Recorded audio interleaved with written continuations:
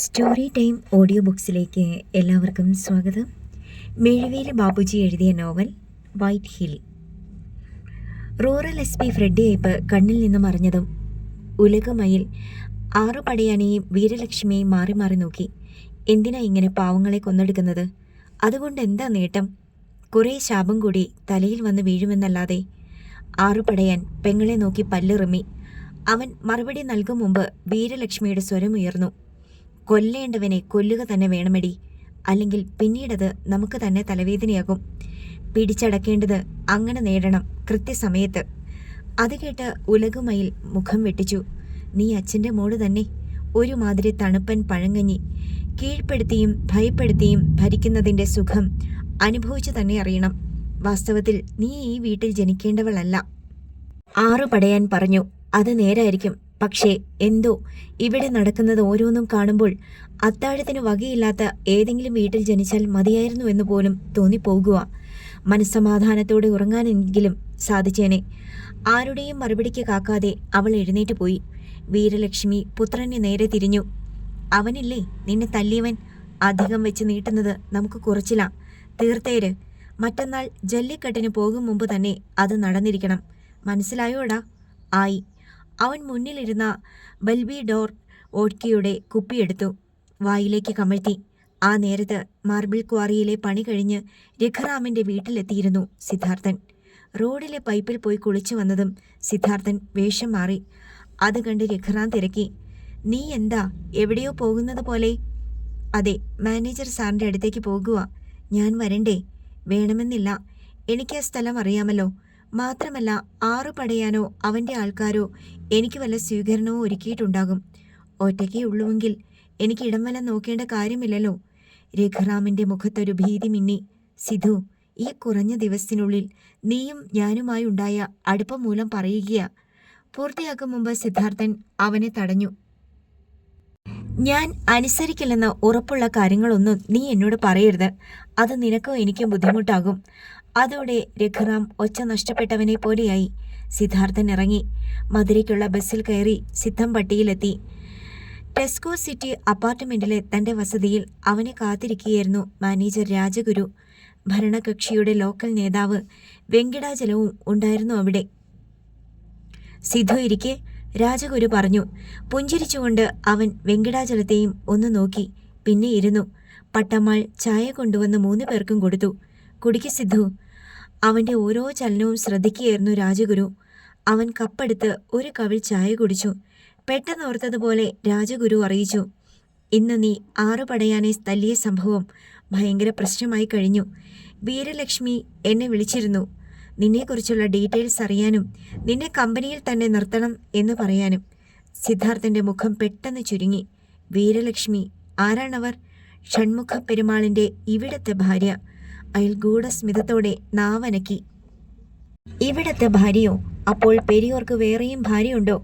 രാജഗുരു അവൻ്റെ കണ്ണുകളിലോട്ട് നോട്ടം കുത്തി നിർത്തി. പിന്നെ പെട്ടെന്ന് തിരുത്തി. നാവിൽ വന്ന ഒരു പിഴവായി പോയതാ അത്. അതുപോട്ടെ, എന്നെ അവിടെ തന്നെ നിർത്തണമെന്ന് അവർ പറഞ്ഞതെന്തിനാ? എങ്കിലല്ലേ നിന്നോട് പ്രതികാരം തീർക്കാൻ കഴിയൂ. അങ്ങനെ അവൻ തലയിലൊന്ന് തടവി. നമുക്ക് കാര്യത്തിലേക്ക് കടക്കാം. രാജഗുരു വിഷയം മാറ്റും പോലെ വെങ്കിടാചലത്തിന് നേരെ തിരിഞ്ഞു. വെങ്കിടാചലം സംസാരിച്ചു. സിധു, നിങ്ങൾ വിചാരിച്ചാൽ ഇവിടെ ഒരു യൂണിയൻ ഉണ്ടാക്കാൻ കഴിയും. നിങ്ങളുടെ കണ്ണുകളിലെ തിളക്കം അത് വിളിച്ചു പറയുന്നുണ്ട്. അയാൾ കൈ നീട്ടി. സിദ്ധാർത്ഥൻ ആ കരം കവർന്നു. ഇവിടത്തെ തൊഴിലാളികൾ ഇങ്ങനെ അടിമകളായി മാത്രം കഴിഞ്ഞാൽ പോരാ. അവർക്ക് അവരുടെ അവകാശങ്ങൾ ചോദിക്കാനും മേടിക്കാനും കഴിയണം. നല്ല ഭക്ഷണം, സുരക്ഷ, വസ്ത്രങ്ങൾ, കുട്ടികൾക്ക് വിദ്യാഭ്യാസം, പാർപ്പിടം ഇവയൊക്കെ ഉറപ്പാക്കണം. അതിനുവേണ്ടി ഇനി മരിക്കേണ്ടി വന്നാലും യൂണിയൻ ഉണ്ടാക്കാൻ ഞാൻ ഒരുക്കമാണ്. സബാഷ്. വെങ്കിടാചലം അവൻ്റെ തോളിൽ തട്ടി. ഇത്തരം ചോരത്തിളപ്പുള്ള ആൺകുട്ടികളെയാണ് ഇവിടെ ആവശ്യം. അപ്പോൾ നമ്മൾ അതങ്ങ് തുടങ്ങുന്നു. എന്താ? സിദ്ധാർത്ഥൻ സമ്മതിച്ചു. പിന്നീട് അവർ അതേക്കുറിച്ചുള്ള ചർച്ച ആരംഭിച്ചു. സമയം കടന്നുപോയി. അവസാനം വെങ്കിടാചലം പറഞ്ഞു, അങ്ങനെയെങ്കിൽ നാളെ തന്നെ അതിൻ്റെ പ്രാരംഭ നടപടികൾ തുടങ്ങണം. ഒരു കാര്യവും വെച്ച് താമസിപ്പിക്കാതിരിക്കുന്നതാണ് നല്ലത്. ശരി സർ. അപ്പോൾ ആ കാര്യത്തിൽ തീരുമാനമായി. രാജഗുരു ചിരിച്ചു. പക്ഷേ ഇനി അങ്ങോട്ട് മുതലാളിമാരുടെ ഭാഗത്തു നിന്ന് കടുത്ത എതിർപ്പുകളെ നേരിടേണ്ടി വരും. ധനുഷ്കോടി നാടാർ ഇന്നോ നാളെയോ എത്തിച്ചേരും എന്നറിയുന്നു. അതോടെ കളി മാറും, കളം മാറും, മറക്കരുത്. സിദ്ധാർത്ഥന്റെ മുഖത്ത് ഗൗരവം വന്നു. ഇല്ല സർ, ഒന്നും മറക്കില്ല. ആത്മവിശ്വാസമുണ്ട് എനിക്ക്. തൊഴിലാളികൾ എൻ്റെ കൂടെ നിന്നാൽ ഞാൻ ലക്ഷ്യം നേടും. കൈക്കരുത്തായി ഞാൻ പഠിച്ച കുറേ കളരി വിദ്യകൾ അത്യാവശ്യത്തിന് ഉപകരിക്കും. 2-3 പേരെ നേരിടാൻ എനിക്ക് കഴിയും. അല്ലാതെ ചില കഥകളിലെയും സിനിമകളിലെയും പോലെ ഒറ്റയടിക്ക് 4 അടി ഉയരത്തിൽ 8 അടി പിന്നോട്ട് പറത്താനൊന്നും എനിക്കാവില്ല. അത്രമാത്രം. അവൻ്റെ ഘനഗംഭീരമായ ശബ്ദം കേട്ട് ബാൽക്കണിയിൽ നിന്നൊരു കയ്യടി ഉയർന്നു. കൊള്ളാം, മിടുക്കൻ. സിദ്ധാർത്ഥൻ അമ്പരപ്പോടെ അവിടേക്ക് നോക്കി. ആകാരഭംഗി പുറത്തു കാണുന്ന ലേക്കസും ഷോർട്ട് കുത്തയും ധരിച്ച അതിസുന്ദരി. ചന്ദനത്തിൻ്റെ നിറം. ഏറിയാൽ 18 വയസ്സുവരും. 3 ഇഞ്ച് ഹീലുള്ള ചെരുപ്പുകൾ താളാത്മകമായി സ്റ്റെപ്പിലൂന്നി അവൾ താഴേക്ക് വന്നു. Papa, who is this great man? അവൾ ചിരിച്ചുകൊണ്ട് അല്പം പരിഹാസം കലർത്തി രാജഗുരുവിനോട് തിരക്കി. ഇതാണ് സിദ്ധു, ഞാൻ പറഞ്ഞിട്ടില്ലേ? ഓ, 6 പടയാനെ ഇടിച്ചിട്ട ഹീറോ. അവൾ ഒരു പ്രത്യേക ഭാവത്തിൽ തലയിളക്കി. സിദ്ധു, ഇതെൻ്റെ ഒറ്റ മകൾ മണിമൊഴി. രാജഗുരു പറഞ്ഞപ്പോൾ അവൻ അവൾക്ക് നേരെ കൈകൂപ്പി. നമസ്തേ. അവൾ പ്രതികരിച്ചില്ല. വന്ന താളത്തിൽ തന്നെ പുറത്തേക്ക് പോയി. സിദ്ധാർത്ഥൻ അല്പം കുറച്ചിൽ തോന്നി. പിന്നെ വിചാരിച്ചു, ഒരു തൊഴിലാളി മാനേജറുടെ മകളിൽ നിന്ന് ഇതിൽ കൂടുതലൊന്നും പ്രതീക്ഷിക്കരുത്. അപ്പോൾ മറ്റൊരാൾ കൂടി അകത്തു നിന്ന് വന്നു. 70 വയസ്സോളം വരുന്ന ഒരു വൃദ്ധ. തൂവെള്ള സാരിയാണ് വേഷം. സിദ്ധു, ഇതെൻ്റെ അമ്മയാ. പേര് ദേവി ബാല. രാജഗുരു പരിചയപ്പെടുത്തി. സിദ്ധാർത്ഥൻ പെട്ടെന്ന് എഴുന്നേറ്റു. അവർ അവനെ തന്നെ നോക്കി നിന്നു. ഷൺമുഖത്തിൻ്റെ ചെറുപ്പകാലം പോലെ ഇരിക്കുന്നു അല്ലേടാ? അവർ രാജഗുരുവിന് നേരെ തിരിഞ്ഞു. അയാൾ ഒന്ന് പുഞ്ചിരിക്കുക മാത്രം ചെയ്തു. സിദ്ധാർത്ഥൻ പെട്ടെന്ന് യാത്ര പറഞ്ഞു. ഗാർഡനിൽ അവനെ തന്നെ നോക്കി നിൽക്കുകയായിരുന്നു മണിമൊഴി. എന്നാൽ അവൻ അവളെ ഗൗനിച്ചതേയില്ല. അമ്മൻകോവിൽ പട്ടിയിലെത്തുമ്പോൾ ജോസ് ചായക്കട അടയ്ക്കാറായിരുന്നു.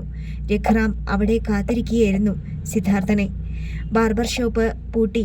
രാജനും ഉണ്ടായിരുന്നു അവിടെ. സിദ്ധാർത്ഥനെ കണ്ടതേ രാജന്റെ മുഖത്ത് വിസ്മയഭാവം വന്നു. എന്നാലും 6 പടയാനുമായി ഉണ്ടായ ആ സ്റ്റണ്ട് എനിക്കൊന്ന് കാണാൻ കഴിഞ്ഞില്ലല്ലോ സിദ്ധു. കണ്ടവർ പറയുന്നത് കേൾക്കുമ്പോൾ കൂരിത്തരിച്ചു പോവുകയാ. ഇനിയത്തെ സ്റ്റണ്ടിന് രാജനോട് നേരത്തെ പറയാം. എന്താ? സിദ്ധാർത്ഥൻ ചിരിച്ചു. രാജൻ കൺമിഴിച്ചു. അപ്പോൾ ഇനിയുമുണ്ടോ? പിന്നില്ലേ. ഇന്നത്തേത് വെറും ഒരു സാമ്പിൾ വെടിക്കെട്ടല്ലയോ? പെരുന്നാൾ വരാനിരിക്കുന്നതേ ഉള്ളൂ. രഘുറാം പക്ഷേ ഇതൊക്കെ കേട്ടിട്ട് മൗനമായിരുന്നതേയുള്ളൂ. ജോസ് കട പൂട്ടിയപ്പോൾ അവരും ഇറങ്ങി. എന്തിനായിരുന്നു മാനേജറുമായിട്ട് കൂടിക്കാഴ്ച? വഴിക്ക് വെച്ച് രഘുറാം തിരക്കി. അയാളുടെ ശബ്ദത്തിലെ നീരസം സിദ്ധാർത്ഥൻ തിരിച്ചറിഞ്ഞു. വെറുതെ എന്ന് പറഞ്ഞാൽ നീ വിശ്വസിക്കില്ലെന്നറിയാം. ഒത്തിരി കാര്യമുണ്ട്. ഇനിയൊക്കെ വഴി പോലെ പറയാം. അല്ലെങ്കിൽ നിനക്ക് എന്നെ ഉപദേശിക്കാനേ നേരം കാണൂ. പിന്നെ മാനേജറുടെ മകളെ കണ്ടു. നീ പറഞ്ഞ പോലെ ഒരു സുന്ദരി പെണ്ണാ. എനിക്കിഷ്ടപ്പെട്ടു കേട്ടോ. രഘുറാം മിണ്ടിയില്ല. സിദ്ധാർത്ഥൻ വിഷയം മാറ്റി. ആട്ടെ, ആ ഡ്രൈവർ മാരീജിനെ കുറിച്ച് വല്ല വിവരവും കിട്ടിയോ? എവിടുന്ന്? വല്ലവനും തല്ലിക്കൊന്ന് കൊക്കയിൽ കളഞ്ഞു കാണും. അത്തരത്തിലുള്ള കയ്യിലിരിപ്പല്ലേ? അത് കേട്ട് സിദ്ധാർത്ഥൻ അറിയാതെ ഒന്ന് ഞെട്ടി. വീടിന്റെ മുറ്റത്തേക്ക് കയറിയതും രഘുറാം നിന്നു. പിന്നെ പറഞ്ഞു, ഞാൻ തരാനുള്ള പണത്തിന്റെ പേരിലാണല്ലോ നീ ഇവിടെ നിൽക്കുന്നത്. ഭാഗ്യമുണ്ടെങ്കിൽ ഉടനെ ഞാനത് തിരിച്ചു തരും. എങ്ങനെ? സിദ്ധാർത്ഥന് ജിജ്ഞാസയായി. മറ്റന്നാൾ ഇവിടെ ജല്ലിക്കെട്ടാണ്. ഞാനും അതിൽ പങ്കെടുക്കാൻ തീരുമാനിച്ചു. ജല്ലിക്കെട്ടോ? സിദ്ധാർത്ഥന് പിടികിട്ടിയില്ല. അതെ, കാളപ്പോര്. ജയിക്കുന്നവർക്ക് 10 ലക്ഷം രൂപ വരെ കിട്ടും. നമ്മുടെ കമ്പനിയാണ് ഏറ്റവും കൂടുതൽ പ്രൈസ് മണി നൽകുന്നത്. കമ്പനിക്കും ഉണ്ട് ഒരു കാള. സിദ്ധാർത്ഥന് ഇതേക്കുറിച്ച് കൂടുതൽ അറിയില്ല. രഘുറാം വിശദീകരിച്ചു. പൊങ്കലും മാട്ടുപൊങ്കലും കഴിഞ്ഞ് ഇവിടുത്തുകാർ നടത്തുന്ന ഒരു ഉത്സവമാണ് ജല്ലിക്കെട്ട്. കേരളത്തിലെ ഓണം പോലെ തന്നെ പ്രാധാന്യമുള്ളത്. കാളപ്പോരാണ് ഇതിൽ ഏറ്റവും പ്രധാനപ്പെട്ടത്. ചില ഭാഗങ്ങളിൽ പ്രത്യേകം പരിശീലിപ്പിച്ച് വളർത്തുന്ന 100-ൽ പരം കാളകൾ ഉണ്ടാകും മത്സരത്തിന്. പക്ഷേ ഇവിടെ 10-ൽ താഴെയേ ഉള്ളൂ. എന്നിട്ട് സിദ്ധാർത്ഥന് ആകാംക്ഷയായി. ഓരോ ജന്മിക്കും തങ്ങളുടെ അഭിമാനത്തിൻ്റെ പ്രതീകമാണ് കാളകൾ. ഏറ്റവും മികച്ച കാളയുടെ ഉടമസ്ഥനുമുണ്ട് സമ്മാനം. കഴിഞ്ഞ ഏതാനും വർഷങ്ങളായി പെരിയോർക്കായിരുന്നു അത് കിട്ടിയിരുന്നത്. സിദ്ധാർത്ഥനിൽ ഒരു കോരിത്തരിപ്പുണ്ടായി. രഘുറാം തുടർന്നു. മാത്രമല്ല, കമ്പനിക്കാർ ഈ മത്സരത്തിന് നിൽക്കുന്നത് തന്നെ മറ്റൊരു ഉദ്ദേശത്തിന്റെ പേരില. കാളയെ പിടിച്ച് തോൽപ്പിക്കുന്നവൻ ധീരനാണല്ലോ. അവന് ഭൂപതി പാണ്ഡ്യൻ നേരിട്ട് തന്റെ ഗുണ്ടാ സംഘത്തിൽ ചേർക്കും. ജയിക്കുന്നവന് സമ്മതമില്ലെങ്കിലോ? സിദ്ധാർത്ഥൻ തർക്കിച്ചു. നല്ല കഥയായി. 2 വർഷം മുമ്പ് അങ്ങനെയൊന്ന് സംഭവിച്ചു. പിന്നെ കാണുന്നത് അവൻ്റെ ജഡമ. കാള ചവിട്ടിക്കൊന്ന രീതിയിൽ റോഡിൽ കിടക്കുന്നത്. അല്പനേരം അവർക്കിടയിൽ മൗനം വന്നു. എവിടുന്നാ പ്രൈസ് മണിക്കുള്ള ഫണ്ട് സ്വരൂപിക്കുന്നത്? സിദ്ധാർത്ഥൻ തിരക്കി. നാട്ടുകാർ കൈ അയച്ചു നൽകും. പിന്നെ ഒരു ട്രസ്റ്റ് ഉണ്ട്, അവിടെ ഫണ്ടുണ്ടാവും. ഒരു കാളയുടെ തോൽവി എന്ന് പറഞ്ഞാൽ അതിൻ്റെ ഉടമയുടെ തോൽവിയും കൂടിയായിട്ടാണ് ഇവിടെ കണക്കാക്കുന്നത്. സിദ്ധാർത്ഥന് അത്ഭുതം തോന്നി. കാളപ്പോര് ടി വിയിൽ കണ്ടിട്ടുണ്ട്. എത്ര പേർ മരിക്കുന്നു, അല്ലെങ്കിൽ അംഗഭംഗം സംഭവിക്കുന്നു. വേണ്ട രഘു, എൻ്റെ പണം തരാനായി അതിനൊന്നും നീ പോകണ്ട. ഞാൻ ആ പണം വേണ്ടെന്ന് വെച്ചേക്കാം. പോരെ? പോരാ, ഉറച്ചതായിരുന്നു രഘുവിൻ്റെ ശബ്ദം. പണം കിട്ടിക്കഴിഞ്ഞാൽ ആ നിമിഷം ഇവിടെ നിന്ന് പൊയ്ക്കൊള്ളണം നീ. ഒരു നല്ല സുഹൃത്തിൻ്റെ മരണം എൻ്റെ കൺമുന്നിൽ വെച്ച് തന്നെ ആകാതിരിക്കാൻ അങ്ങനെ വേണം. ജല്ലിക്കെട്ട്. സിദ്ധാർത്ഥന്റെ ചുണ്ടിൽ വിരിഞ്ഞ പുഞ്ചിരി രഘുറാം കണ്ടില്ല. രാത്രി 1 മണി, ഇമ്പൻ ടവർ ലോഡ്ജ്. കുമാരന് ഒറ്റയ്ക്ക് ഇവിടെ കിടക്കാൻ ബുദ്ധിമുട്ടില്ലല്ലോ? DYSP യാസിർ അഹമ്മദ് അയാളെ നോക്കി. ഇല്ല സാർ. ഓക്കെ. ആ സംഘം ഓപ്പറേഷൻ ഡാവിഞ്ചിക്ക് തയ്യാറെടുക്കുകയാണ്. 3 മണിക്ക് ക്വാറിയിൽ കടക്കാനാണ് തീരുമാനം. ആ സമയം നല്ല ഗാഠനിദ്രയുടേതാണ്. യാസിർ മറ്റുള്ളവർക്ക് ഒരു സൂചന മാത്രമേ ഇപ്പോഴും കൊടുത്തിട്ടുള്ളൂ. യൂണിഫോം ധരിക്കുകയാണ് സോളാർ ശങ്കറും നിക്സൺ പോളും. യാസിർ തൻ്റെ റിവോൾവർ എടുത്തിട്ട് പെട്ടി അടയ്ക്കാൻ ഭാവിച്ചു. പെട്ടെന്ന് എന്തോ സംശയം തോന്നിയതുപോലെ അയാൾ അതിലിരുന്ന ചെറിയ പട്ട് സഞ്ചിയെടുത്ത് കുലുക്കി നോക്കി. ഒരു ഞെട്ടിൽ. ഇതെവിടെ പോയി? ആ ചോദ്യം കേട്ടാണ് മറ്റുള്ളവർ തിരിഞ്ഞു നോക്കിയത്. എന്താ സാർ? സോളാർ ശങ്കർ വേഗം അടുത്തെത്തി. ശങ്കറെ, ആ ഡയമണ്ട് കാണുന്നില്ല. ചന്ദ്രശേഖരൻ കുമാരന് കൊടുത്ത പ്രതിമയിൽ നിന്ന് കിട്ടിയത്. അതെവിടെ പോകാനാ? നിക്സൺ പോളും വേഗമെത്തി. പെട്ടിയിലെ സാധനങ്ങൾ മുഴുവൻ വാരിയിട്ട് തിരഞ്ഞു. പക്ഷേ രത്നം കിട്ടിയില്ല. ഈ മുറിയിൽ ആരോ കടന്നിട്ടുണ്ട് സാർ, സോളാർ ശങ്കർ തീർത്ത് പറഞ്ഞു. നമ്മൾ ഹോസ്പിറ്റലിലായിരുന്ന സമയത്താവണം അത്. ശരിയാണെന്ന് മറ്റുള്ളവർക്ക് തോന്നി. യാസിർ ഒരു നിമിഷം ചിന്തിച്ചു നിന്നു. Shankar, Nixon, get ready. നമ്മൾ ഇപ്പോൾ തന്നെ ക്വാറിയിലേക്ക് പുറപ്പെടുന്നു. സാർ, 3 മണിക്കെന്ന് പറഞ്ഞിട്ട്. നിക്സൺ പോൾ പുരുകം ചുളിച്ചു. തീരുമാനങ്ങൾ പെട്ടെന്ന് മാറ്റുന്നതുകൊണ്ട് ഒരുപക്ഷെ പ്രയോജനമുണ്ടായാലോ? യാസിർ ചിരിച്ചു. ഡയമണ്ട് നമ്മൾ തിരിച്ചു വന്നിട്ട് തിരയാം. പെട്ടെന്ന് തന്നെ അവർ മൂവരും ഇറങ്ങി. ആ നേരത്ത് മാർബിൾ ക്വാറിയിൽ ഒരു സർക്കസ് കൂടാരത്തിലെന്നവണ്ണം ബ്രൈറ്റ് ലൈറ്റുകളുടെ വെളിച്ചം നെടുകയും കുറുകയും പായുകയായിരുന്നു. ഗേറ്റുകളിൽ വാച്ചർമാർ ജാഗ്രതയോടെ നിന്നു. കട്ട് ചെയ്തു വച്ചിരിക്കുന്ന മാർബിൾ പീസുകൾക്കും മുൾക്കാടുകൾക്കും ഇടയിൽ ഓരോ ഇഞ്ച് സ്ഥലവും അരിച്ചു പെറുക്കുകയായിരുന്നു SP ഫ്രെഡി അയ്യപ്പും ഭൂപതി പാണ്ഡിൻ്റെ 10ഓളം ഗുണ്ടകളും. കഴിവേറി മോൻ, ഇതെവിടെ പോയി തെളിഞ്ഞു? ഫ്രെഡി അയ്യപ്പന് രോഷം അടക്കാനാവുന്നില്ല. സന്ധ്യ കഴിഞ്ഞപ്പോൾ മുതൽ തുടങ്ങിയ തിരച്ചിലാണ്. ഇതുവരെ ഡാവിഞ്ചിയെ കണ്ടിട്ടില്ല. അയാൾ മിസ്സിംഗ് ആണെന്ന് മനസ്സിലായ നിമിഷം മുതൽ ക്വാറിക്ക് പുറത്ത് ഭൂപതിയുടെ ആളുകൾ നിരീക്ഷിക്കുന്നു. തൊഴിലാളികൾക്ക് സംശയം തോന്നാത്ത രീതിയിൽ പകൽ നേരത്തും അന്വേഷണം നടത്തിയിരുന്നു. എങ്കിലും അയാൾ ക്വാറിയിൽ നിന്ന് പുറത്തു കടന്നിട്ടില്ല എന്നവർക്കുറപ്പാണ്. കിലോമീറ്ററുകളോളം നീണ്ടുകിടക്കുന്ന ക്വാറി കണ്ടെത്തുക ആയാസകരമായ കാര്യമാണ്. വല്ലവനും കയ്യിലുണ്ടോടാ? ഒപ്പമുണ്ടായിരുന്ന ഗുണ്ടകളോട് ഫ്രെഡി തിരക്കി. അയാളുടെ യൂണിഫോം വിയർപ്പിൽ കുളിച്ചിരുന്നു. ഒരാൾ പകുതി കുടിച്ചതിൻ്റെ ബാക്കി മദ്യക്കുപ്പിയെടുത്ത് SP-ക്ക് കൊടുത്തു. യാതൊരു സങ്കോചവുമില്ലാതെ അയാൾ അത് വാങ്ങി വായിലേക്ക് കമഴ്ത്തി. പിന്നെ ഒരു സിഗരറ്റ് കത്തിച്ചുകൊണ്ട് മാർബിൾ കല്ലിൽ കയറിയിരുന്നു. ഇനി നിങ്ങളൊന്ന് തിരയേ. അയാൾ സെൽഫോൺ എടുത്ത് ആർക്കോ ഒരു മെസ്സേജ് അയച്ചു. ഇര തേടുന്ന വേട്ടനായ്ക്കളെപ്പോലെ ഗുണ്ടാപ്പട ചുറ്റും തിരഞ്ഞുകൊണ്ടിരുന്നു. അപ്പോൾ ഫ്രെഡിക്കൊരു മെസ്സേജ് ഇങ്ങോട്ട് വന്നു. അത് വായിച്ച അയാൾ ഒന്ന് ഞെട്ടി. യാസിറും സംഘവും വരുന്നു. ആ നേരത്ത് 3 അട്ടിയായി അടുക്കി വെച്ചിരുന്ന കൂറ്റൻ മാർബിൾ പീസുകളുടെ ഒരു നിരയ്ക്ക് മുകളിൽ മലർന്നമർന്ന് കിടക്കുകയായിരുന്നു തിരുപ്പത്തൂർ ഡാവിഞ്ചി. മാനത്ത് മഴക്കാറുകൾ ഉരുണ്ടുകൂടുന്നത് അയാൾ കണ്ടു. തനിക്ക് ചുറ്റും കൂടി ടോർച്ചിന്റെ വെളിച്ചം ആകാശത്തേക്ക് പാഞ്ഞു പോയപ്പോഴൊക്കെ അയാൾ ഞെട്ടിവിറച്ചു. വളരെ ബുദ്ധിമുട്ടിയായിരുന്നു രക്ഷപ്പെടൽ. ഇനി അവരുടെ കയ്യിൽ കിട്ടിയാൽ മരണത്തിൽ കുറഞ്ഞൊന്നും പ്രതീക്ഷിക്കേണ്ട. അതയാൾക്കറിയാം. എങ്ങനെയും പുറത്തു കടക്കണം. അയാൾ മെല്ലെ തിരിഞ്ഞു. ഗുണ്ടകൾ അകന്നു പോകുന്നു. അയാൾ സൂക്ഷിച്ച് താഴേക്കിറങ്ങി തുടങ്ങി. ഈ നേരത്ത് അമ്മൻ കോവിൽ പട്ടിയിലെ ക്ഷേത്രത്തിനരികിൽ ക്വാളീസിൽ നിന്നിറങ്ങുകയായിരുന്നു യാസിറും സംഘവും. റോഡും ക്ഷേത്ര പരിസരവുമൊക്കെ വിജനമായിരുന്നു. യാസിർ ശബ്ദം താഴ്ത്തി. നേരത്തെ പറഞ്ഞത് മറക്കരുത്. ഡാവിഞ്ചിയെ നമുക്ക് ജീവനോടെ വേണം. ഇങ്ങോട്ട് പോരുന്ന കാര്യം അമരനോട് പോലും പറയാതിരുന്നത് അയാളെ നമുക്ക് കേരളത്തിലേക്ക് കൊണ്ടുപോകേണ്ടതിനാലാ സാർ. സോളാർ ശങ്കറും നിക്സൺ പോളും തലയാട്ടി. അവർ പതുക്കെ നീങ്ങി. പെട്ടെന്ന് നിന്നു. റോഡിൽ ചില നിഴലനക്കങ്ങൾ. ക്വാറിയിൽ വെളിച്ചത്തിന്റെ വാളുകൾ. അപകടത്തിന്റെ ചൂരടിച്ചതുപോലെ പോലീസ് സംഘം ജാഗരൂകരായി. അവർ പുളിമരത്തിന് പിന്നിലേക്ക് മാറി. കമിൻ. യാസിർ പാറയുടെ വേസ്റ്റിനു മുകളിലേക്ക് മുൾച്ചെടികൾക്കിടയിലൂടെ നുഴഞ്ഞു കയറി. പിന്നാലെ നിക്സണും ശങ്കറും. പൊടുന്നനെ ശങ്കറുടെ ഫോൺ പോക്കറ്റിൽ നിന്ന് വഴുതിപ്പോയി. അതയാൾ അറിഞ്ഞില്ല. പക്ഷേ നിക്സൺ കണ്ടു. അയാൾ അതെടുത്ത് പോക്കറ്റിലിട്ടു.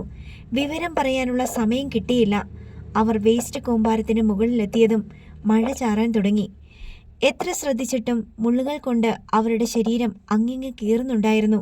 ക്വാറിയിൽ തിരച്ചിൽ നടത്തുന്നത് നോക്കി അവർ നിന്നു. അവർ തിരയുന്നതും ഡാവിഞ്ചിയെയാവും. യാസർ മന്ത്രിച്ചു. പൊടുന്നനെ ദിഗന്തം പിളരുന്ന ഒരിടിവെട്ടി. മഴയ്ക്ക് ശക്തിയേറി. ടോർച്ചുകളുടെ വെളിച്ചത്തിൽ മണ്ണിൽ നിന്ന് പുകയുയരുന്നത് അവർ കണ്ടു. ഗുണ്ടകൾ ഫ്രെഡി ഐപ്പിന്റെ അരികിൽ മടങ്ങിയെത്തി. എന്ത് വേണം സർ? ഫ്രെഡി വാച്ച് നോക്കി. 3:30. എല്ലാവരും നനഞ്ഞു കുതിരുകയാണ്.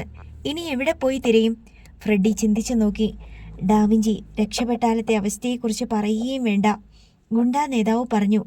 നമ്മൾ ഇനി അന്വേഷിക്കാൻ 1 ഇഞ്ച് സ്ഥലം ബാക്കിയില്ല. അയാൾ രക്ഷപ്പെട്ടിട്ടുണ്ടെങ്കിൽ തീർച്ചയായും വീട്ടിലെത്താതിരിക്കില്ല. കളം അവിടേക്ക് മാറ്റിയാലോ സർ? ഫ്രെഡി മറുപടി പറയും മുമ്പ് ഒരു ഗുണ്ട അലറി. സർ, അതാ. ഫ്രെഡി വെട്ടിത്തിരിഞ്ഞു. ടോർച്ചിന്റെ വെളിച്ചത്തിൽ അത് കണ്ടു. തിളങ്ങുന്ന മഴനൂലുകൾക്കിടയിലൂടെ കുതിച്ചു പായുന്ന ഒരു ജുബാധാരി. തിരുപ്പത്തൂർ ഡാവിഞ്ചി. 1/2 ഡസനോളം ടോർച്ചുകളിലെ വെളിച്ചം അയാളിൽ തറഞ്ഞു. സ്റ്റോപ്പ്! അലറിക്കൊണ്ട് റിവോൾവർ വലിച്ചെടുത്ത് ഫ്രെഡി മുന്നിൽ കുതിച്ചു. ഒപ്പം ഗുണ്ടകളും. ശങ്കറെ, അത് കണ്ടോ? യാസിർ അഹമ്മദ് കൈ ചൂണ്ടി. കമിൻ. അവരും അയാൾക്ക് നേരെ പാഞ്ഞു. ഡാവിഞ്ചിയുടെ കാലുകൾക്ക് വേഗമേറി. ഇപ്പോൾ 2 കൂട്ടരുടെയും മധ്യയായി അയാൾ. എതിർഭാഗത്തു നിന്ന് ഓടി വരുന്ന സംഘത്തെ ഫ്രെഡി ഐപ്പും കണ്ടു കഴിഞ്ഞിരുന്നു. അടുത്ത നിമിഷം അയാൾ കാഞ്ചി വലിച്ചു. ക്വാറിയെ നടുക്കിക്കൊണ്ട് വെടിയൊച്ച. ഹൃദയം പിളരുന്ന നിലവിളിക്കൊപ്പം ഡാവിഞ്ചി ഒരു ഗ്ലാസ് ഭിത്തിയിൽ മുട്ടിയതുപോലെ നിന്നു. പിന്നെ മുന്നോട്ട് കമിഴ്ന്നു വീണു. യാസറിന്റെയും സംഘത്തിന്റെയും കാൽക്കലേക്ക്. ഫ്രെഡി അവർക്ക് നേരെയും പിസ്റ്റൾ ചൂണ്ടി. പക്ഷേ തനിക്ക് നേരെ ചൂണ്ടപ്പെട്ടിരിക്കുന്നത് 3 റിവോൾവറുകൾ അയാൾ കണ്ടു. സാർ ഒന്ന് കാഞ്ചി വലിക്കുമ്പോൾ ഞങ്ങൾ 3 വലിക്കും. യാസിർ അഹമ്മദ് അലറി, ഉന്മാദം പിടിപെട്ടവനെ പോലെ. കളിച്ചു നോക്കുന്നോ സാറേ? ഫ്രെഡി ഒന്ന് പരിങ്ങി. എസ്കേപ്പ്! അയാൾ ഗുണ്ടകളോട് ആജ്ഞാപിച്ചു. അവർ ചിതറിയോടി. നിക്സൺ പോൾ മുന്നോട്ട് കുതിച്ചു. ഏറ്റവും പിന്നിൽ ഓടിയവന് മേൽ പറന്നു വീണു. അവർ ഇരുവരും ഒന്നിച്ച് വെള്ളത്തിലേക്ക് മറിഞ്ഞു. ഗുണ്ടകൾ തിരിഞ്ഞു നിന്നു. യാസറും സംഘവും പാഞ്ഞെത്തി തോക്ക് ചൂണ്ടി. ബാക്കിയുള്ളവർ ഓടിപ്പോയി. കീഴ്പ്പെടുത്തിയവന്റെ കൈകൾ പിന്നിലേക്ക് തിരിച്ച് അവർ ബന്ധിച്ചു.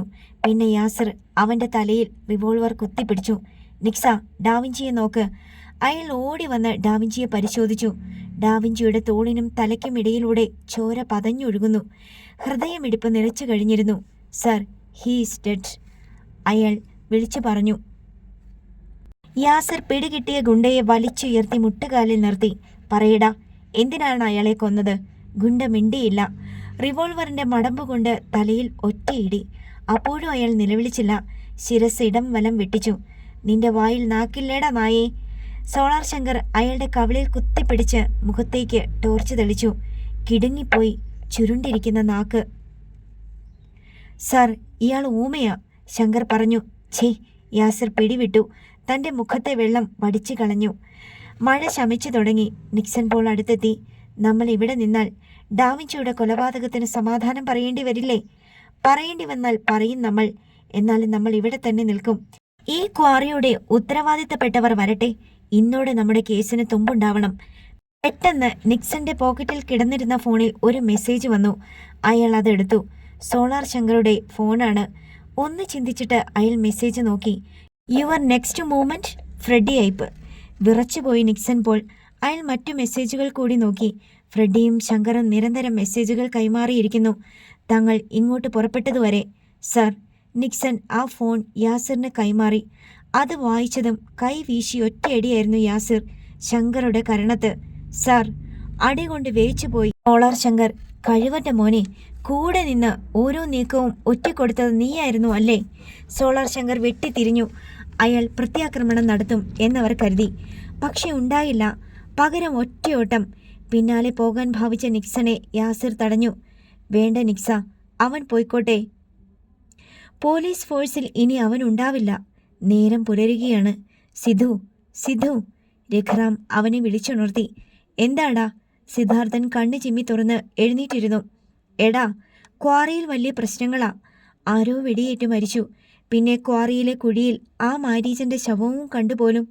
മാനേജരും മറ്റും വന്നിട്ടുണ്ട്.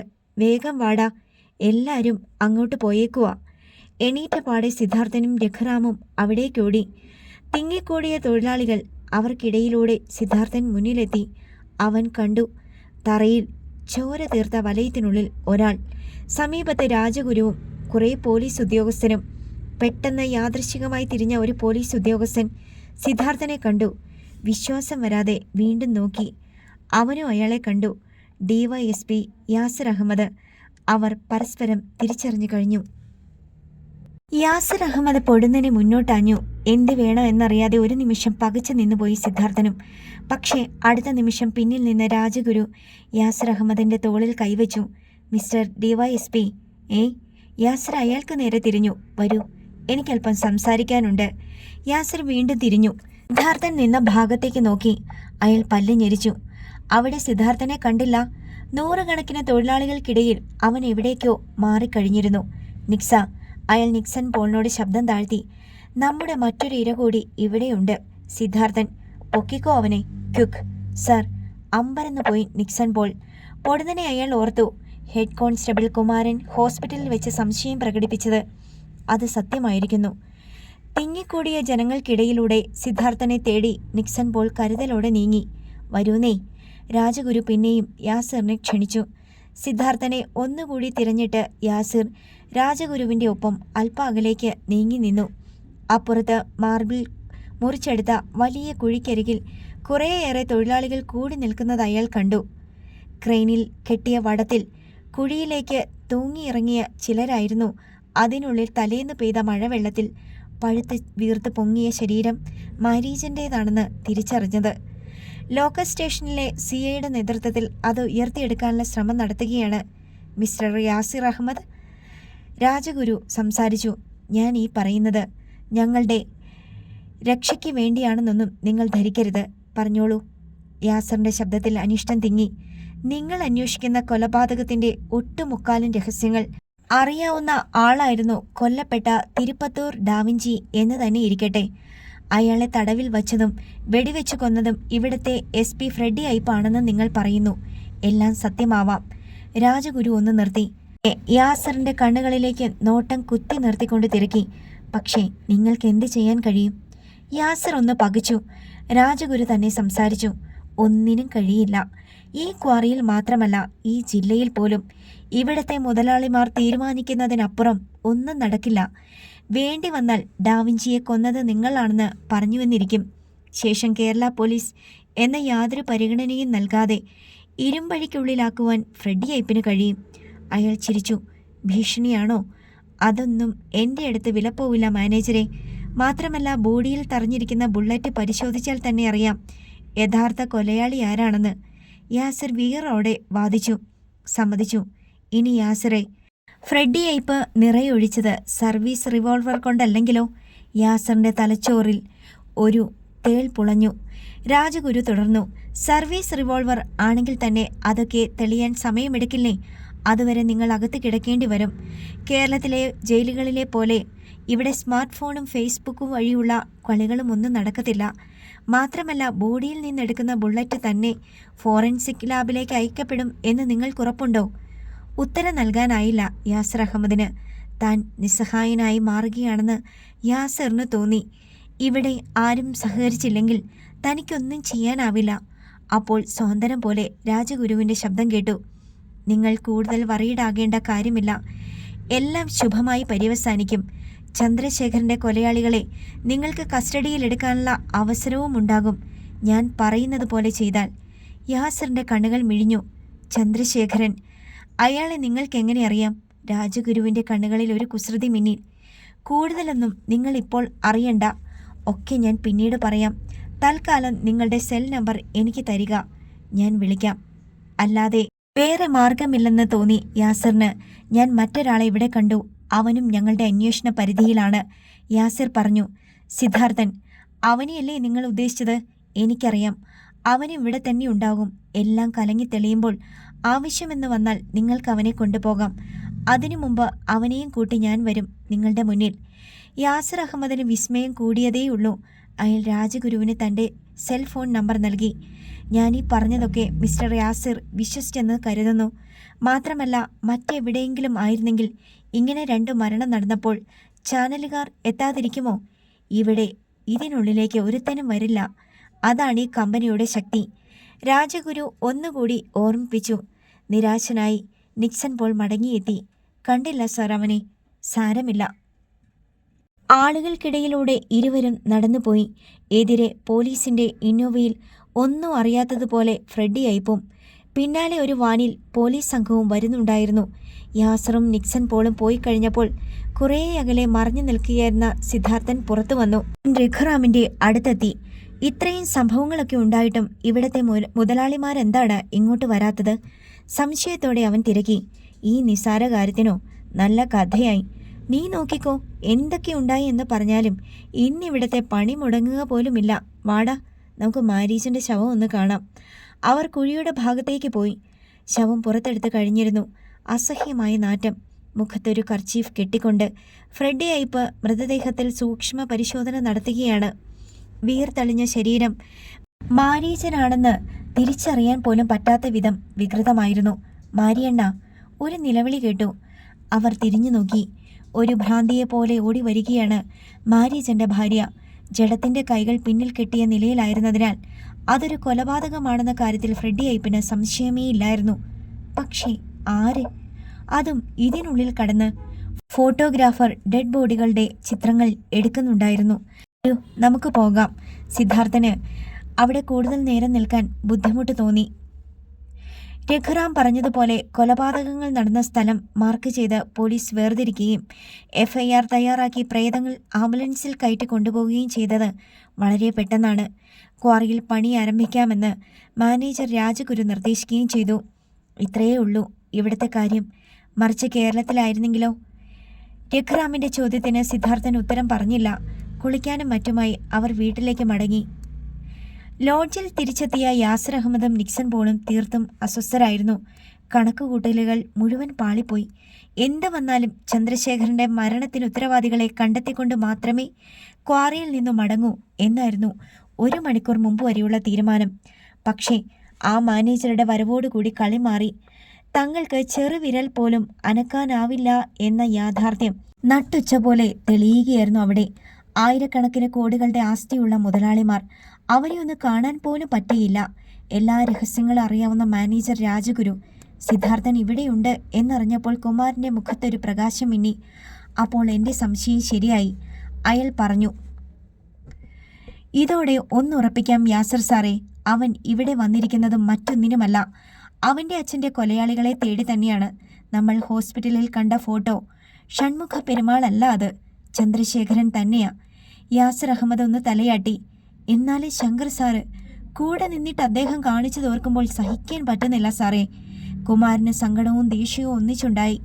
പക്ഷെ എൻ്റെ സംശയം, എല്ലാ വിവരവും കൊടുത്തിട്ടും ശങ്കർ സാർ കൂടി നമ്മോടൊപ്പമുള്ള നേരത്ത് ഫ്രെഡി സാറ് ആ ആക്സിഡന്റ് പ്ലാൻ ചെയ്തതാ. മരിക്കുന്നെങ്കിൽ അവനും അങ്ങ് തീർന്നോട്ടെ എന്ന് അങ്ങേര് കരുതി കാണും കുമാര. പിന്നെ യാതൊരു തെളിവും അവശേഷിക്കില്ലല്ലോ. നിക്സൺ പോൾ അവജ്ഞയോടെ പറഞ്ഞു. ഞാൻ തമ്പുരാൻ സാറുമായി ഒന്ന് സംസാരിക്കട്ടെ. യാസിർ ഫോൺ എടുത്തു. ഇനി ഗവൺമെൻറ് തലത്തിൽ എന്തെങ്കിലും ചെയ്താൽ മാത്രമേ നമുക്ക് മുന്നോട്ട് പോകാനാവൂ എന്നെനിക്ക് തോന്നുന്നു. അതുകൊണ്ടും വലിയ പ്രയോജനം ഉണ്ടാകുമെന്ന് തോന്നുന്നില്ല സാറേ. പ്രത്യേകിച്ചും ക്വാറി ഉടമകൾക്ക് ഈ കൊലപാതകത്തിൽ പങ്കുണ്ടെങ്കിൽ. മുല്ലപ്പെരിയാർ ഡാമിന്റെ കാര്യത്തിൽ നമ്മുടെ സർക്കാർ എത്ര കത്തയച്ചു? ഒക്കെ വലിച്ചു കീറി കളയുകയല്ലേ ഇവർ ചെയ്തത്? നിക്സൺ പോൾ പുച്ഛിച്ചു. എൻ്റെ അഭിപ്രായത്തിൽ ചെവി അറിയാതെ നമുക്ക് ആ മാനേജറെ പൊക്കണം. നല്ല 4 എണ്ണം പൂശിയാൽ തത്ത പറയുന്നത് പോലെ അയാൾ എല്ലാം പറയും. പിന്നെ ഒരു കമാൻഡോ മോഡൽ ഓപ്പറേഷൻ, കൊലയാളികളെയും കുത്തിക്കൊണ്ട് പറക്കണം. അയാൾ കുമാരൻ കിടന്നിരുന്ന ബെഡിലിരുന്നു. അതൊന്നും താൻ കരുതുന്നത് പോലെ അത്ര എളുപ്പമല്ല നിക്സ. രാവിലെ തനിക്കത് മനസ്സിലായതല്ലേ? യാസിർ തമ്പുരാൻ IPSനെ വിളിച്ചു. കാര്യങ്ങൾ വിശദമായി സംസാരിച്ചു. സോളാർ ശങ്കറുടെ പ്രശ്നമടക്കം. അല്പനേരത്തേക്ക് മറുപടി കിട്ടിയില്ല. തമ്പുരാൻ ചിന്തിക്കുകയാണെന്ന് തോന്നി. അവസാനം അയാളുടെ ശബ്ദം കേട്ടു. ഇന്ന് തന്നെ ഞാൻ ഇക്കാര്യം IG-യോടും DGP-യോടും ഡിസ്കസ് ചെയ്യാം. അതിനുശേഷം നിന്നെ വിളിക്കാം. യാസ്രേ, ഏതായാലും നമ്മൾ മുന്നോട്ട് വെച്ച കാൽ പിൻവലിക്കുന്ന പ്രശ്നമില്ല. ഇന്നത്തേതൊരു പരാജയമായി നീ കണക്കാക്കുകയും വേണ്ട. അങ്ങനെ അവിടെ നിന്നതുകൊണ്ടല്ലേ പലതും മനസ്സിലാക്കാൻ കഴിഞ്ഞത്. പിന്നെ സോളാർ ശങ്കർ കൂടെ നിന്ന് ചതിച്ച അവന് തക്കതായ ശിക്ഷ ഉറപ്പാണ്. തളർന്നു പോയ യാസറിന് ഊർജം പകരുന്നതായിരുന്നു തമ്പുരാന്റെ വാക്കുകൾ. Thank you sir. Call cut ചെയ്തിട്ട് യാസർ ദീർഘമായി ഒന്ന് നിശ്വസിച്ചു. നിക്സ, നീ പോയി അല്പം മദ്യം വാങ്ങിച്ചോണ്ട് വാ, എനിക്കല്പം കുടിക്കണം, പിന്നൊന്ന് ഉറങ്ങണം. ശരി സാർ. അയാൾ പോയി. യാസർ അഹമ്മദ് സോളാർ ശങ്കറിന്റെ ബാഗ് പരിശോധിച്ചു. അതിനടിയിൽ നിന്ന് ഒരു കടലാസിൽ ഭദ്രമായി പൊതിഞ്ഞു സൂക്ഷിച്ച നിലയിൽ ആ ചുവന്ന ഡയമണ്ട് കിട്ടുകയും ചെയ്തു. സരിതയുടെ സോളാർ ബിസിനസ്സിൽ ശങ്കർക്കും പങ്കുണ്ടെന്ന് പലരും പറഞ്ഞെങ്കിലും ഞാനത് വിശ്വസിച്ചിരുന്നില്ല കുമാര. ഒരു അനുജനെ പോലെയാണ് ഞാൻ ആ കഴിവേറിയെ കണ്ടിരുന്നത്. യാസിർ ഒരു കസേരയിലിരുന്നു. ഡയമണ്ട് വീണ്ടും ഭദ്രമായി പട്ടുസഞ്ചിയിൽ വെച്ച് തൻ്റെ പെട്ടിയിൽ സൂക്ഷിച്ചു. അയാൾ ഓർക്കുകയായിരുന്നു ആലപ്പുഴ ചങ്ങനാശ്ശേരി റോഡിൽ അർദ്ധരാത്രിയിൽ നടന്ന കൊലപാതകം. അന്വേഷണ ചുമതല ഫ്രെഡി ഐപ്പിന്. ടീമിൽ താനും ശങ്കറും. കാരി സജേഷിൻ്റെ വീട്ടിൽ എസ് മോഡൽ കത്തി കൊണ്ടുവച്ചതും അയാൾ ഡമ്മി കൊലയാളിയായതുമൊക്കെ തന്നോട് പറഞ്ഞതും ശങ്കറാണ്. ആ കാര്യത്തെ ചൊല്ലിയായിരുന്നു താനും ഫ്രെഡി ഐപ്പും തമ്മിൽ ആദ്യത്തെ വാഗ്വാദം. അപ്പോഴൊന്നും തനിക്ക് ശങ്കറിൽ യാതൊരു സംശയവും തോന്നിയിരുന്നില്ല. സർ, കുമാരൻ്റെ ശബ്ദമാണ് അയാളെ ഉണർത്തിയത്. തൽക്കാലം സിദ്ധാർത്ഥനെ അറസ്റ്റ് ചെയ്യരുതെന്ന എൻ്റെ അഭിപ്രായം. കാരണം? അയാൾ നെറ്റിച്ചൊളിച്ചു. അവൻ നിരപരാധിയാണ് സർ. അവനെ കൊണ്ട് ഒരാളെ കൊല്ലാനൊന്നും പറ്റില്ല. ആമഷാജിയെ കൊന്നത് മറ്റാരോ ആണ്. ദൃക്സാക്ഷി മൊഴിയിലും അതുണ്ടായിരുന്നല്ലോ. പിന്നെ അവൻ എന്തിനു ഒളിവിൽ പോന്നു? അച്ഛൻ്റെ കൊലയാളിയെ തേടിയായിരിക്കും. യാസർ അഹമ്മദ് മിണ്ടിയില്ല. മൃതദേഹങ്ങൾ ജില്ലാ ഹോസ്പിറ്റലിലാണ് റൂറൽ SP ഫ്രെഡി ഐപ്പ് എത്തിച്ചത്. മധുര മെഡിക്കൽ കോളേജിലേക്കാണ് കൊണ്ടുപോകുവാൻ തീരുമാനിച്ചിരുന്നതെങ്കിലും വീരലക്ഷ്മിയുടെ നിർദ്ദേശപ്രകാരമായിരുന്നു ഈ മാറ്റം. പോലീസ് സർജൻ അവിടെ വന്ന് പോസ്റ്റ്മോർട്ടം നടത്തിക്കോളും. അതിനു വേണ്ടതൊക്കെ ഞാൻ ചെയ്തിട്ടുണ്ട്. താൻ അവിടെ തന്നെ ഉണ്ടാവണം. വീരലക്ഷ്മി ഫ്രെഡിയോട് ഫോണിലൂടെ പറഞ്ഞു. Yes madam. പിന്നെ അവൻ്റെ അണ്ണാക്കിൽ തുളഞ്ഞിരിക്കുന്നത് തൻ്റെ സർവീസ് റിവോൾവറിലെ ബുള്ളറ്റല്ലേ? അത് ഡോക്ടർ ഇങ്ങ് തിരിച്ചു തരും. പകരം മറ്റൊരെണ്ണം അയാളെ ഏൽപ്പിക്കണം. സർപ്പം ചീറ്റുന്നത് പോലെയായിരുന്നു അവരുടെ ഒച്ച. താൻ കൊടുക്കുന്ന ബുള്ളറ്റ് ഡോക്ടർ അവൻ്റെ കട്ട പിടിച്ച ചോരയിൽ കുഴച്ച് തെളിവായി വച്ചോളും. ഇനി നമ്മൾ പ്രതീക്ഷിക്കാത്ത ഒരു അന്വേഷണം ഈ കേസിലുണ്ടായാലും ആർക്കും നമ്മളെ സംശയിക്കാനുള്ള ഇടവരരുത്. അത് വേണ്ടേ? വേണം മാഡം. ഈ ബുദ്ധിയൊക്കെ തനിക്ക് ഞാൻ പറഞ്ഞു തരണം അല്ലേ? എൻ്റെ തലയിൽ പുണ്ണാക്കാണല്ലോ. അയ്യോ അല്ല മാഡം, അങ്ങനെ പറഞ്ഞു പോയി ഫ്രെഡി ഐപ്പ്. അതെന്തുമാകട്ടെ. മറ്റൊരു പ്രധാനപ്പെട്ട കാര്യം, നമ്മുടെ ഒരുപാട് രഹസ്യങ്ങൾ അറിയാവുന്നവനായിരുന്നു കൊല്ലപ്പെട്ട മാരീജൻ. പ്രത്യേകിച്ചും അദ്ദേഹത്തിൻ്റെ രഹസ്യങ്ങൾ. അതൊക്കെ അറിയാവുന്ന അവൻ കൊല്ലപ്പെടണമെങ്കിൽ ആ രഹസ്യങ്ങളൊക്കെ ആരോ ചോർത്തിയിട്ടുണ്ട് തീർച്ച. ഒരു ബൾബ് കത്തുന്നത് പോലെ ഫ്രെഡിയുടെ തലച്ചോറിൽ ബുദ്ധി തെളിഞ്ഞു. വീരലക്ഷ്മിയുടെ ശബ്ദം ചീറിയെത്തി. പുറത്തു നിന്നൊരാൾ നമ്മുടെ ക്വാറിയിൽ വന്ന് അവനെ കൊല്ലാനിടയില്ല. അതിനർത്ഥം നമുക്കിടയിൽ പ്രബലനായ ഒരു ശത്രു വളർന്നു വന്നിരിക്കുന്നു എന്നാണ്. അവനെ അത്ര നിസ്സാരക്കാരനായി കാണാൻ പറ്റില്ലെന്ന് ഈ ഒരു കൊലപാതകം തന്നെ വ്യക്തമാക്കുന്നു. ശരിയാ, ഫ്രെഡി സമ്മതിച്ചു. ഇങ്ങനെ പറഞ്ഞുകൊണ്ടിരിക്കാതെ ഉടനെ അവനെ കണ്ടെത്തണം. പിന്നെ പിടിക്കപ്പെടുന്നവൻ അവൻ ആരായാലും അവനെ തീർക്കുന്നതിന് മുമ്പ് എൻ്റെ മുന്നിലെത്തിക്കണം. അവൻ എന്തിനിങ്ങനെ ചെയ്തുവെന്ന് ആ നാവിൽ നിന്ന് തന്നെ എനിക്ക് കേൾക്കണം. മനസ്സിലായോടോ സൂപ്രണ്ട് ഓഫ് പോലീസേ? ആയി മാഡം. ഇത് കണ്ടെത്താൻ വേണ്ടി തനിക്ക് ഞാൻ അനുവദിക്കുന്ന സമയം 24 മണിക്കൂറാണ്. പിന്നെ തനിക്ക് ഞാൻ തരുന്ന പ്രതിഫലം 50 ലക്ഷം രൂപ. തുകയുടെ കണക്ക് കേട്ടപ്പോൾ തന്നെ ഫ്രെഡിയുടെ സിരകളിൽ ആവേശത്തിൻ്റെയും അത്യാർത്തിയുടെയും ചോര കുതിച്ചു പായാൻ തുടങ്ങി. കണ്ടെത്തിയിരിക്കും മാഡം ഞാൻ ആ ശത്രുവിനെ, പറഞ്ഞ സമയത്തിനുള്ളിൽ തന്നെ. പിന്നെ ആ കാൽക്കലേക്ക് വലിച്ചെറിഞ്ഞു തരും, ചവിട്ടി അരയ്ക്കാൻ. അയാൾ മീശയൊന്ന് പിരിച്ചു. പിന്നെ ഇന്നോവയിൽ കയറി AC ഇട്ടുകൊണ്ട് സീറ്റിൽ പിന്നോട്ട് ചാരിയിരുന്നു. സമയം ഉച്ച. Marble quarry. ക്യാൻറ്റീനിൽ നിന്ന് ഭക്ഷണം കഴിക്കുന്നതിനിടയിൽ തന്നെ സിദ്ധാർത്ഥൻ്റെ നിർദ്ദേശാനുസരണം സത്യദാസ് തൊഴിലാളികളോട് യൂണിയൻ തുടങ്ങാൻ പോകുന്ന കാര്യം പറഞ്ഞു തുടങ്ങിയിരുന്നു. വാർത്തയറിഞ്ഞതേ ഭക്ഷണം കഴിക്കുന്നത് പോലും മതിയാക്കി രഘുറാം സിദ്ധാർത്ഥൻ്റെ അരികിൽ ഓടിയെത്തി. ഞാൻ കേട്ടത് നേരാണോ സിദ്ധു? വേണ്ടടാ, വേണ്ട, ഞാൻ സമ്മതിക്കത്തില്ല. നേരത്തെ യൂണിയൻ ഉണ്ടാക്കാൻ ശ്രമിച്ച ഒരുത്തൻ്റെ അനുഭവം നീ നേരിൽ കണ്ടതല്ലേടാ? സിദ്ധാർത്ഥൻ താൻ ഭക്ഷണം കഴിച്ചുകൊണ്ടിരുന്ന പാത്രം ഇരുമ്പ് മേശയിൽ വെച്ചു. തുടർന്ന് സ്റ്റീൽ ഗ്ലാസ് ഉയർത്തി സാവധാനം വെള്ളം കുടിച്ചു. പിന്നെ പറഞ്ഞു, ഇവിടെ വന്നു കഴിഞ്ഞ് ഞാൻ പലതും കാണുകയും കേൾക്കുകയും ചെയ്തു. അതുകൊണ്ട് തന്നെയാണ് ഇങ്ങനെയൊരു തീരുമാനം. ഇനി എനിക്കിവിടെ നിന്ന് പെട്ടെന്ന് പോകേണ്ടി വരുന്നു എന്ന് തന്നെ ഇരിക്കട്ടെ. അതിനു മുമ്പ് ഞാൻ ഇവിടെ യൂണിയൻ രജിസ്റ്റർ ചെയ്തിരിക്കും. രഘു, നിങ്ങൾക്കൊക്കെ അർഹമായത് നേടിത്തന്നിരിക്കും. രഘുറാം മറുപടി പറയും മുമ്പ് സത്യദാസ് അവിടേക്ക് വന്നു. സിദ്ധു, ഭൂരിഭാഗം തൊഴിലാളികളും ഒരുക്കമാ. സിദ്ധു മുന്നിലുണ്ടെങ്കിൽ അവരൊക്കെ അതിന് തയ്യാറാണെന്ന് അവൻ ആവേശത്തോടെ പറഞ്ഞു. ഓക്കെ എടാ, നീ പുറത്ത് നിൽക്കുന്നവരോട് കൂടി പറ ക്യാൻറ്റീൻ്റെ അകത്തേക്ക് കടന്നു നിൽക്കാൻ. ശരി. സത്യദാസ് തിരിച്ചുപോയി. സിദ്ധു, രഘുറാം വീണ്ടും എന്തോ പറയാനാഞ്ഞു. വേണ്ട, അവൻ കൈ ഉയർത്തി. ഭക്ഷണം കഴിച്ച് പുറത്തിറങ്ങിയ തൊഴിലാളികളും കഴിച്ചുകൊണ്ടിരുന്നവരുമടക്കം ക്യാൻറ്റീനിൽ ഉള്ള സ്ഥലത്ത് തിങ്ങിക്കൂടി. അവരുടെ മുഖങ്ങളിൽ ഒരു ഉത്കണ്ഠയുണ്ടെന്ന് സിദ്ധാർത്ഥൻ തിരിച്ചറിഞ്ഞു. അവൻ പെട്ടെന്ന് ഭക്ഷണം മതിയാക്കി കൈ കഴുകി വന്നു. അപ്പോൾ കയ്യിൽ ഒരു വലിയ പൊതിയും ഉണ്ടായിരുന്നു. രഘുറാം മിഴിച്ചു നിൽക്കുകയാണ്. സിദ്ധാർത്ഥൻ ഒരു മേശപ്പുറത്തേക്ക് ചാടിക്കയറി എല്ലാവരെയും കാണത്തക്ക വിധത്തിൽ നിന്നു. ആളുകൾക്കിടയിൽ ഒരു മർമ്മരമുണ്ടായി. വർഷങ്ങളായി കാത്തിരുന്ന ഒരു സ്വപ്നം സഫലമാകാൻ പോകുന്നതിൻ്റെ ആഹ്ലാദം. അവൻ കൈ ഉയർത്തിയപ്പോൾ അത് നിന്നു. അവൻ്റെ വാക്കുകൾ കേൾക്കാൻ അവർ കാതു കൂർപ്പിച്ചു.